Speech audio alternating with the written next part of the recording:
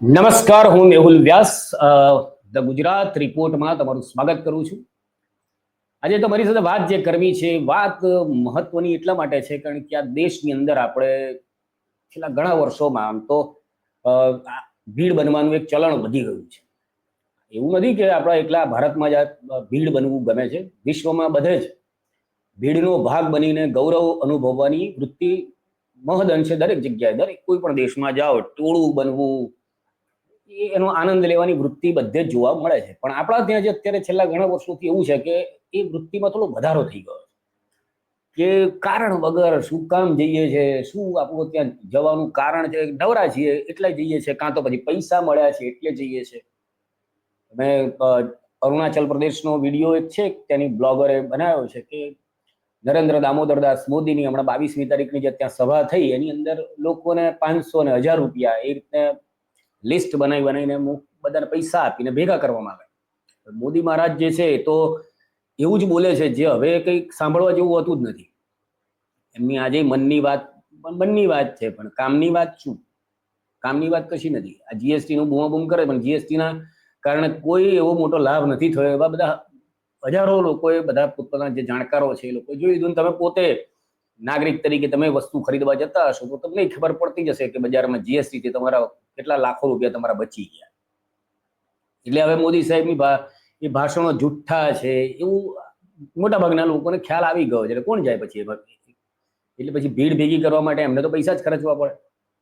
અને આમે નેતા હોય કે અભિનેતા, એમને એમની નજર સામે ટોળું બહુ ગમે. મોદી સાહેબને તો ટોળાની વ્યવસ્થા નથી થતી, એટલે ઘણીવાર ઓનલાઈન જ બધું એકલી ટેલિપ્રોમ્પ્ટરની સામે ઉભા રહીને ભાઈઓ બહેનો આ બધું કરી નાખે. એમને નવી સગવડ ઊભી કરી છે. પણ હું તો માનું છું કે આ દેશની અંદરના જેટલા નેતાઓ છે ને એ બધાએ આ જ ધંધો કરવો જોઈએ. એમનો પોતાનો વિડીયો બનાવીને શાંતિથી બધે વાયરલ કરી દેવાનો. બધાને જેમને જોવું હોય તો જોઈ ના જોઈએ તો ના જોઈએ.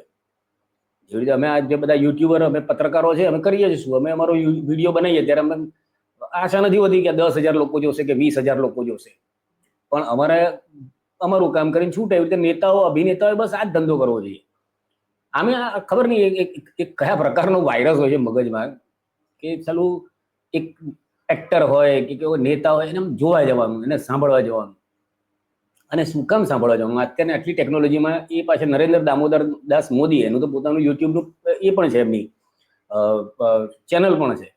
તો ત્યાં એક ખૂણામાં બેસીને તમારો જે 1.5 GB ડેટા મુકેશભાઈ આપે છે મફતમાં, એનાથી તમે સાંભળી લો ને. તમારે સ્કીપ કરીને જે વધારાનું નકામું હોય ત્યાં જઈને શું કામ સાંભળવા? પણ હવે ખબર નથી કે લોકોને બહુ ગમતું હોય છે. એટલે વડોદરામાં જ્યારે પેલો શાહરૂખ ખાન એક વખત ત્યાંથી ટ્રેનમાંથી કંઈક પસાર થવાનો હતો અને ભીડ થવાની હતી, ને ત્યારે એક મારા ભાઈબંધે મને કીધું હતું મને કે ચાલ જોવા જઈએ, મજા આવશે. મજા શું આવશે?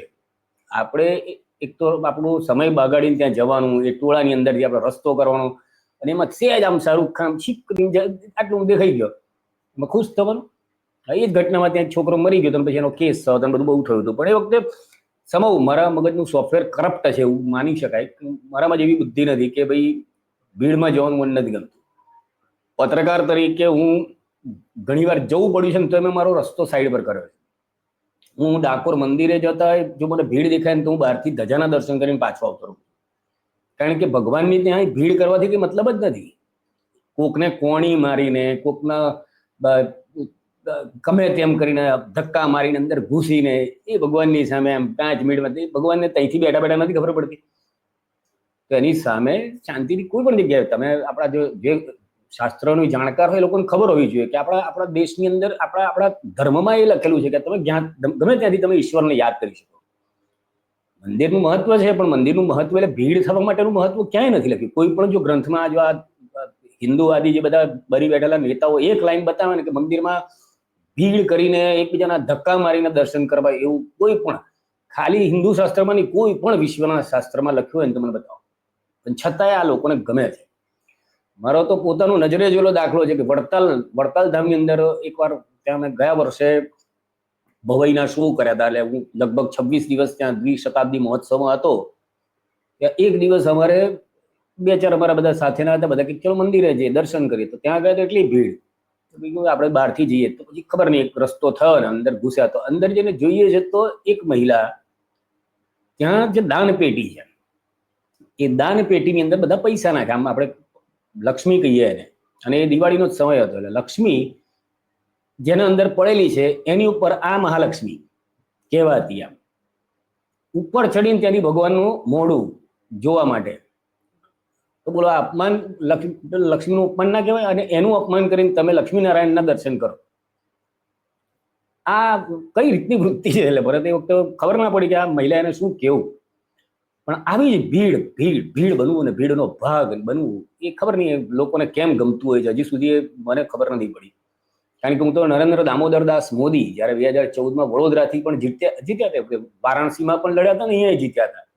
એમણે એમની આદત પ્રમાણે બહુ મોટું બધું રેલી કાઢી. એમાં હું એ બહુ ફસાઈ ગયો હતો કે મારું બાઇક એક જગ્યાએ પાર્ક કરીને ત્યાં ઉભો હતો, ચર્ચા કરતો હતો થોડાક મિત્રો સાથે. પછી તો જે ટોળું ભેગું થયું ધીરે ધીરે ધીરે, એમ ગોળની આજુબાજુ પેલી કીડીઓ કેવી ભેગી થાય, કીડીઓ મકોડા જેવા. અને એટલે જ આ પછી એમાં બધા ભેગા થયા. અને પછી મેં કીધું આમાંથી હવે નીકળાય નહીં, એટલે આને વગર કામ સાંભળવો પડશે. અને ખબર હતી કે શું બોલવાના છે આખી, કારણ કે અંદાજ 2004થી એમની બધી સભાઓ ને બધું જોતા ખ્યાલ હતો કે આમાં આ મુદ્દાઓ સિવાય કઈ વાત નહીં હોય. એટલે પછી મારે એક કોમ્પ્લેક્સ છે જ્યાં તમે વ્રજસિદ્ધિ, જો વડોદરામાં કોઈ જોયું તો વ્રજસિદ્ધિ ટાવર પાસે રાજરાજેશ્વર કરીને એક દુકાન છે. દુકાનના ઓટલાની ઉપર ચડીને મારે ખૂણામાં ઊભું રહેવું પડ્યું હતું. કારણ કે આ મહામાનવ તો એનું, કારણ કે એને ભીડ પૂરી ના થાય ત્યાં સુધી બોલે એવા ના થાય. એટલે પણ આ જે કીડી મકોડા જેવા ભેગા થવાની વૃત્તિ છે ને, એટલે જ લોકો કચડાય છે. એવી જ ઘટના તમિલનાડુમાં ગઈકાલે બની. તમિલનાડુની અંદર કરૂરમાં જે પેલો એક્ટર છે વિજય, જે હવે રાજકારણી થઈ ગયા છે, આપણે પોતાની પાર્ટીએ શરૂ કરી છે, એની રેલીમાં લગભગ 10,000 લોકોની કેપેસિટી હશે કે એ લોકોએ પરમિશન એવી લીધી હશે. એમાં એનાથી ડબલ કે એનાથી વધારે પબ્લિક ભેગી થઈ ગઈ. પબ્લિક ભેગી થઈ ગઈ એટલે પછી તો ભીડ ને ભીડની અંદર પછી ભીડનું જે ત્યાં એક એમ્બ્યુલન્સ જતી હતી એને બચારીને તકલીફ પડી. પછી એક છોકરી કંઈક 9 વર્ષની ખોવાઈ ગઈ. એટલે વિજય જે ભાષણ કરતો હતો એની પાસે આવીને એને એક કાર્યકરે કીધું કે સાહેબ, ફોન માઇક પરથી વાત કરી કે ભાઈ આ છોકરી ખોવાઈ જાય, શોધો શોધો. પોલીસ વાળાને રિક્વેસ્ટ કરી અને એ શોધવાનું કીધું. એટલે જાણે કે પેલા કૂતરાઓને માલિક ના હોય, પેલા 25-30 કૂતરાઓ લઈને ઉભા હોય, માલિક કહી દે છું એટલે પેલા કેવા દોડે, એવું કંઈક થયું હોય કે વિજયે કીધું કે છોકરીને શોધો, અને એમના કાર્યકરોને એમ થયું કે છું, એટલે સમર્થકોને દોડા દોડ થઈ ગઈ ટોળામાં. દોડા દોડ થઈ. એમાં પહેલા એવો આંકડો આવ્યો હતો કે 31 લોકો મૃત્યુ પામ્યા, જેમાં 16 મહિલાઓ, 6 એટલા બાળકો. આ પ્રાથમિક હતું. પછી અત્યારે એવા આંકડા આવી રહ્યા છે કે 39 લોકોના મૃત્યુ થયા, અને હજી પણ કદાચ 100 જેટલા લોકો તો ઘવાયેલા છે જે સારવાર લઈ રહ્યા છે. એટલે કદાચ એમાંથી પણ કોઈની તબિયત કેવી છે આપણને એથી ખબર નથી, પણ મૃત્યુ 19-20 થઈ શકે. હવે આ જે ઘટના થઈ એનો વિડીયો તમને બતાવું છું. ஐயா ஃபேக்ட் செக் நண்பர்களே, இதெல்லாம் நீங்க பெருசா ரிசர்ச் பண்ணணும்னு அவசியமே இல்ல. யூடியூப் ஓபன் பண்ணி பாருங்க, தெரிச்சிருவீங்க, மிரண்டுருவீங்க. இந்த திமுகவுக்கு இந்த மாஜி மந்திரி இப்ப என்னவா இருக்கிறாரு அப்படின்னு மக்கள் பேசிக்கிறாங்க தெரியுமா?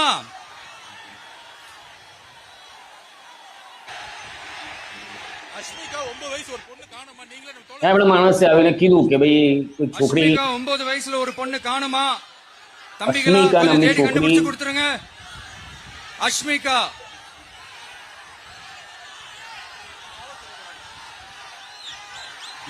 Police sir, please sir, please help sir, please. Thank you thank you, see you all, thank you. Confident ஆருங்க, நல்லதே நடக்கும், வெற்றி நிச்சயம். மீண்டும் சந்திக்கும் வரை நன்றி, வணக்கம்.